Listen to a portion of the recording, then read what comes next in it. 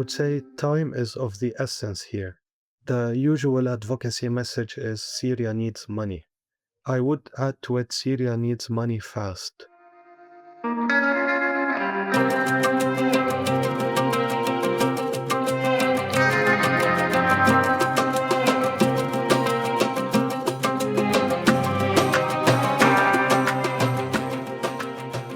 This is Phoenix Stories, where we look at sustainable development in post-conflict zones. I'm Professor Martin Spinelli at the University of Sussex, and on this episode of Phoenix Stories, I'm speaking with Joseph Chalhoub of the Food Security and Livelihood Cluster. He is formerly the coordinator for Northwest Syria and now coordinator for Sudan. Joseph, in a few words, can you just tell me about your main mission or goal in the work you're doing? Hello, Martin, and thank you for hosting me on this podcast. In a few words, I would say my mission is to coordinate the missions of organizations working on food security and livelihoods, which means having their own visions on how to promote food security compiled together in one bigger picture and one bigger vision for Syria or Sudan, for example. Okay, so what are, in your mind, the main obstacles or challenges you face or faced in Syria and are now facing in Sudan? Where to start, Martin? A lot of challenges, as you can imagine, in a conflict zone like Syria. You have all kinds of challenges, such as political, economic, access, safety, and security, but also the ever growing needs. For my job, it is the needs for food and food security.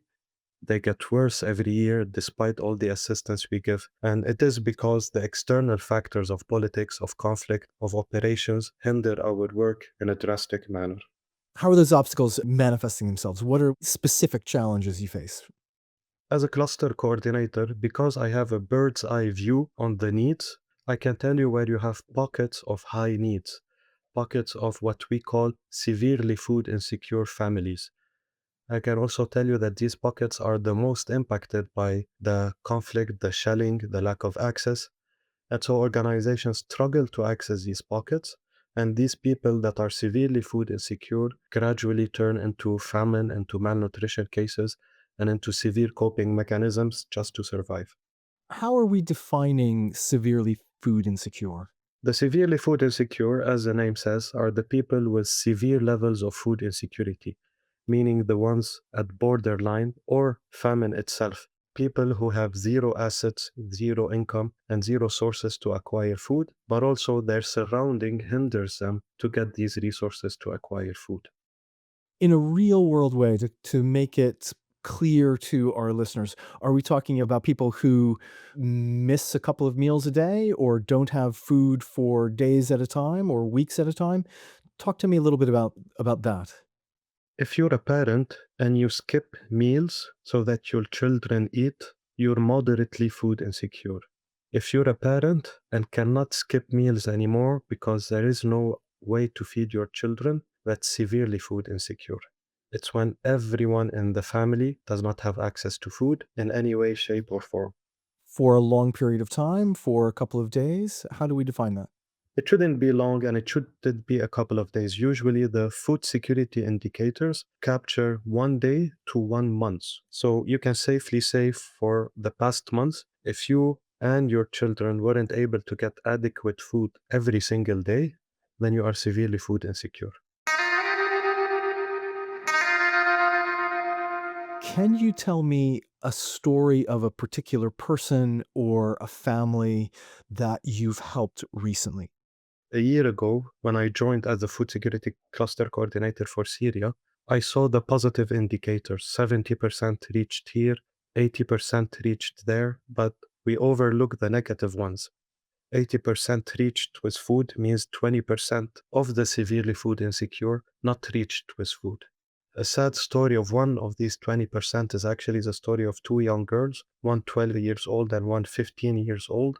Their family asked them to do very bad stuff so that they get food and money, and they ended up eventually committing suicide. And it's only then, when I read the report from the protection cluster, that I realized that with all our positive achievements, if we do not look at the negative ones, it means a lot of people are dying because we're not able to reach them.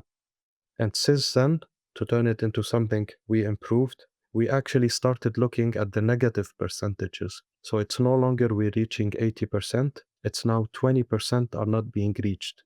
And how can we make sure that these 20% of the severe cases are actually reached in time? Fortunately, for the past year, we were actually able to identify and refer 6,000 cases at risk of suicide and assisted them in a timely manner. Wow, so both sisters committed suicide? Yes, unfortunately. Wow, that is horrifying. So is suicide a big problem in post-conflict zones, and does it go hand in hand with food insecurity? I mean, you can imagine when you cannot get food, it means all the other services and needs you want are also not being met because food is the last thing you stop. You can live without, let's say, hygiene or water for washing. You can live without non food items. You can skip medicines. But once you start skipping food, it means every other aspect of your life is also in a very dire strait and severe condition. And we see this with severely food insecure families and cases. They are usually also protection cases. So, either cases of GBV or at risk of GBV. They are also health cases, What is GBV? gender based violence.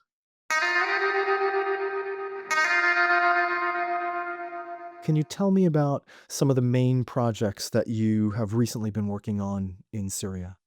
In a post conflict zone, as you can imagine, in a food security perspective, the priority should be to re establish and improve the existing food sources, which means agriculture, livestock, irrigation infrastructure, so that the people who are recovering no longer rely on food baskets and a humanitarian aid.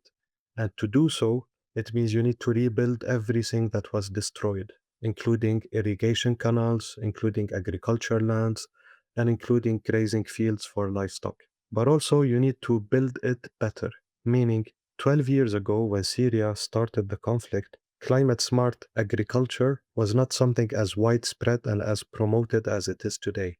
And because all the studies that happened in the past 10 years on climate change, we now know how to continuously improve agriculture and food systems so that they adapt and mitigate the impact of climate change. And for this reason, in Syria, in the recovery phase, we are focusing on a climate smart agriculture from an academic point of view. So, skills and training for farmers and teams of organizations implementing agriculture assistance, but also improving the infrastructure in terms of material, building, coordination level systems like holistic early warning systems that detect climate hazards and mitigate their impacts before they happen. That leads me very nicely into the next thing that I wanted to talk to you about was the very idea of sustainability and what sustainability means in a conflict zone or a post-conflict zone. So what when we talk about sustainability in the context of Syria, for example, what do we really mean? We usually have a very narrow perspective on sustainability, and it is individual or family centric. For example, if an organization gives business grants to a family or supports them with their agriculture lands, our sustainability indicators are: did this farmer get income or sell their harvest at the harvesting season? Or did they acquire the tools they need with the money we gave them? That's very individual centric and it doesn't look at the system. In a conflict zone, systems change on a regular basis, sometimes every day. In a developing country, for example, or a developed country, an infrastructure is working. You can assume a year from now, an infrastructure is working. If an irrigation canal has access to fuel this year, you can assume they have access to fuel next year. In a conflict zone, unfortunately, you cannot assume any of this because infrastructure are consistently targeted and destroyed. And even if not, all the supply chain and ecosystem around them is changing and hindered on a daily basis. For this reason, sustainability should also include an element of the system around the family we are supporting. And most importantly and finally, it should be defined by the family or the household themselves. Sustainability for us as an organization is an assumption, Once you ask the farmer what is sustainability for them, it can mean in the long term they are able to send their children to the university, or they are able to expand their farming lands, or they are able to rotate and use new crops, for example. This requires additional manpower so that we consult every farmer, but ultimately it leads us to the true sense of sustainability. So sustainability is long-term prospering of a family. In a conducive system. When you think of your beneficiaries, this is gonna be a hard question. Are you thinking primarily about individuals, primarily about families, or primarily about communities? From a food security cluster coordinator point of view, I think of all these elements together in a system that we call the food system, which is at individual level, are people able to get the food they need every day? At household level, is everyone in this household getting the food they need? At community level, how inclusive is access to food? Are groups being marginalized? Do you have minorities that do not have access to food, for example? At system level, it is, do you have the adequate sources? Do you have adequate agricultural production that is adaptable and sustainable? Do you have adequate livestock production? And is all of this being done and produced in a safe, accessible, and inclusive manner? And that's the difference between coordination level and organizational level. If I'm working within an organization, my worry is my scope and my project. From a cluster coordinator point of view, it is how the project of every organization and the beneficiaries of every organization are actually aligned within this conducive system. In your role with FSL, what are the primary metrics you use to determine your success or failure in a region? I mean, going back to the previous example I mentioned on percentages, the metrics are the same. It's how you look at it that differs. We usually assess, and it's done on a yearly basis at least, the level of food security everywhere within a country. And we call it the Humanitarian Needs Overview, or HNO as an acronym. It's a very comprehensive assessment that looks at different food security indicators. One of them is a food consumption score. So, what do families consume and how often? One of them is the coping strategies. For example, are they selling their assets to get food? Are they getting into more debt? Are they getting their children out of school? And one of them is the percentage of food expenditures compared to the household expenditures. Are they spending all their money on food, which in the case of this indicator is the worst scenario? Are they spending 70% or 50%? All these indicators and many more examples are what we call household level and individual level indicators. We add system level indicators such as agroclimatic conditions, market access and prices, level of hostilities, levels of displacement, etc., etc., etc. And you end up with a holistic percentage of food insecure households in a region. I just want to circle back to this kind of idea of sustainability for a moment. In countries like the UK, where I'm sitting, when we think about sustainability, often we are thinking about sustainability in an environmental way. Does sustainability have that same resonance in Northwest Syria, or is it just about financial sustainability? Sustainability has a governance element to it. And up until 2 weeks ago, Northwest Syria, as well as all other parts of Syria, struggled with the governance and political element of it.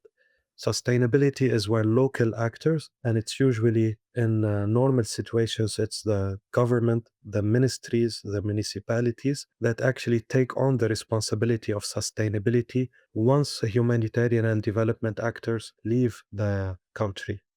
Fortunately for us, as you see from the news, 2 weeks ago, there has been a regime change in Syria, and now we're waiting for a new government. And we hope this new government will actually promote sustainability in all its branches, but also have the needed resources and technical knowledge to do so. Up until we get to this moment, Sustainability has limits that unfortunately the development and humanitarian actors cannot influence because politics is a red line for us.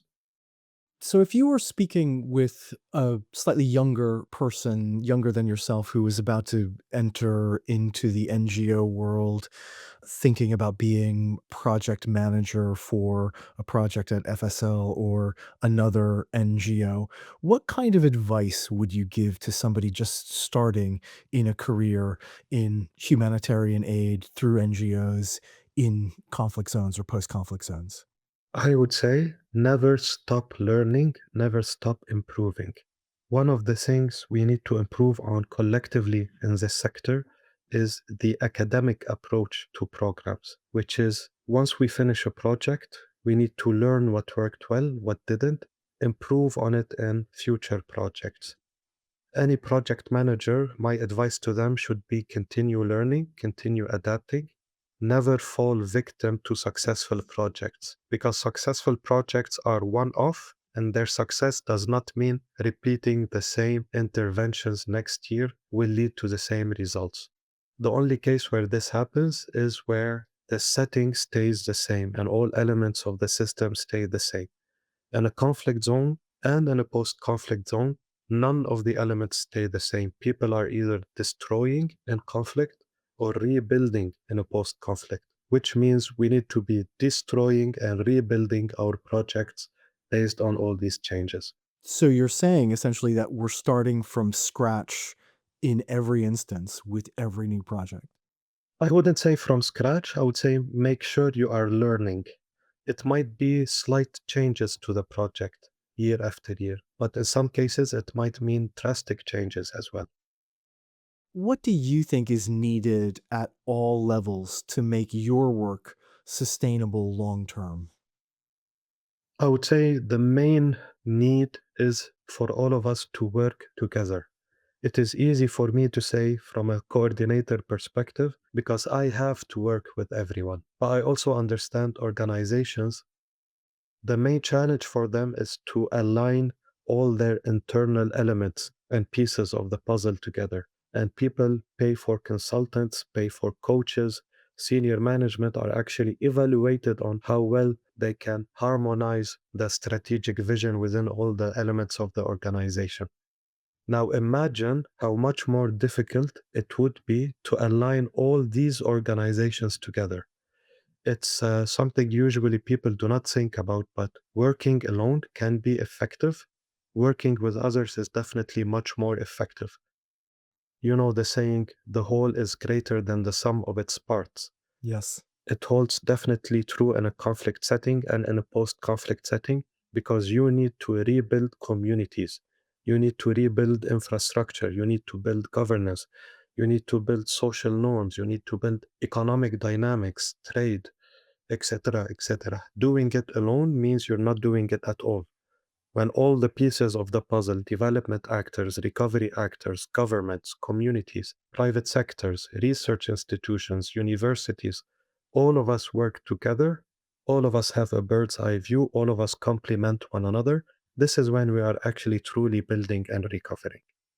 What do you think NGOs should be doing to get the best possible outcome for Syrians at this particular transitional moment? For the past 13 years, we've been doing food baskets. We've been doing quick projects. You go in, you give, you leave, and then you do it again the next year. We can no longer do this because we have the opportunity to do it differently. We have the opportunity to build on the sustainable mechanisms of food production in Syria. And for these reasons, I would say we need to stop, reconsider all our strategies, including the stakeholders, because now hopefully you can work with the governments. They are supportive. The red lines are mostly gone. We need to reconsider our funding streams and how we use the money. We need to reconsider our technical expertise. And we need to consider how we work together so that we complement one another in the future Syria. What approach do you think, or what message might you have for other governments like the UK government? What should the UK government be considering and doing to make this transition happen in the best way possible to help development in Syria really help the maximum number of people and to become truly sustainable? I would say time is of the essence here. The usual advocacy message is Syria needs money. I would add to it Syria needs money fast, because anything you invest in this month or next month will quadruple next year. But if we wait a year to do it, a lot of the added value that we could have gotten this year might actually be sunken value and might actually regress all the progress that has been done. Invest as soon as you can in the future of Syria. Invest with the right organizations that use data, that work well with one another, and make sure you invest in the sustainable programs. Food baskets are no longer relevant at a large scale. We need to focus on climate smart agriculture, infrastructure, governance, and data and research. What are some of those organizations that are using data to do this work in the most efficient way that you think governments like the US and the UK and the agencies of the UN should be working with? Let me check my list of organizations who paid me to give them marketing. Okay. That's part of what we're doing. So Yeah, exactly. that's legitimate. Without naming organizations, I would say there are well known research and assessment organizations in Syria, and they only do that. They look at context, they analyze it. Some of them are specialized in food security and agriculture and climate and environment and displacement, etc., etc. They are well known and few, and we need to continue investing in them because in previous years, and due to the reduction of funding, the first element that was actually cut is the access to data, is exactly the funding for these research and assessment organizations. And we saw the impact of being data blind, the impact of not knowing objectively what's happening because we do not have funding for assessments and research. Now, imagine in a post conflict zone where you are working on the system, how much more complicated and comprehensive these assessments and data need to be. This is why we definitely need to continue and expand our funding for these institutions. I would also say make sure we support the academic institutions and universities that are supporting Syria. What is the main message you would like to get across today? The main message I would want to get across is for all of us to work together to ensure all our projects, all our funding complement one another, including with research and academic institutions, development actors, humanitarian actors, private sector, and governments. I know it's not easy, but the value of $1 or £1 you invest in a well coordinated system gets you double the value you get with an organization that is working in silo.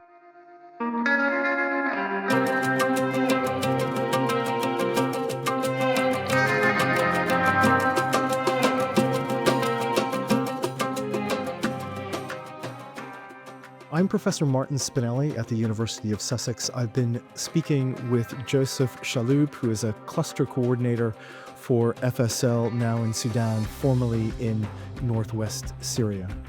Our executive producer is Mirella Barbu. Our producer is Ruth Holroyd, and we are based at the University of Sussex. Thank you very much for listening, and thank you for doing everything you are doing.